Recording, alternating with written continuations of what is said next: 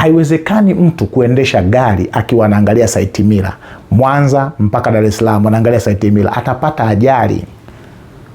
Hawezi kuishi maisha ya kuangalia tu mambo yaliyopita. Unaangalia kidogo, unafanya marekebisho, kama kuna gari linakuja unasonga mbele. Nataka nikutie moyo, mwanzoni mwa mwaka, mwishoni mwa mwaka unaoisha, hii ni season, ni majira, kuna mambo yake.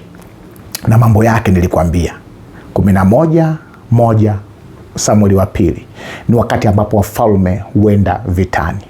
Ni wakati huo ambaye ukuhani wa kifalme, mtu wa miliki ya Mungu, kuingia katika vita vya kiroho vya kumiliki mwaka wako. Kwa nini kubarikiwa na kuinuliwa na sio kulaaniwa na kushushwa? Ni kwa sababu Danieli 2 mstari wa 21 mpaka 22, yeye hubadili majira na nyakati. Mungu wako huyu anasema yeye hubadili majira na nyakati, huuzuru wafalme na kuwaamrisha na kuwamilikisha wafalme. Muda na nyakati zinamilikiwa na Mungu wako. Nyakati hizi ambazo wafalme huenda vitani ni nyakati ambazo unapaswa kutokuwa kama mzembe, kama mfalme Daudi kiroho. Ingia katika vita vya kumiliki. Ingia katika vita vya kumiliki mwaka wako. Ingia katika vita vya kuona mwaka huu unakuwa ni mwaka wa kuinuliwa, ni mwaka wa kuziona live baraka za Mungu.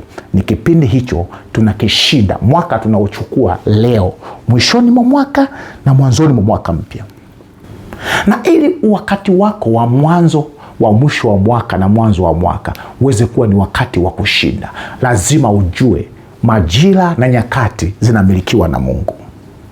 Na kama zinamilikiwa na Mungu, unaweza kuamua kipindi hiki ambacho kinatumiwa na adui kushusha watu na kulaani watu, mimi nimeamua kukitumia kuinuliwa na Mungu na kubarikiwa na Mungu.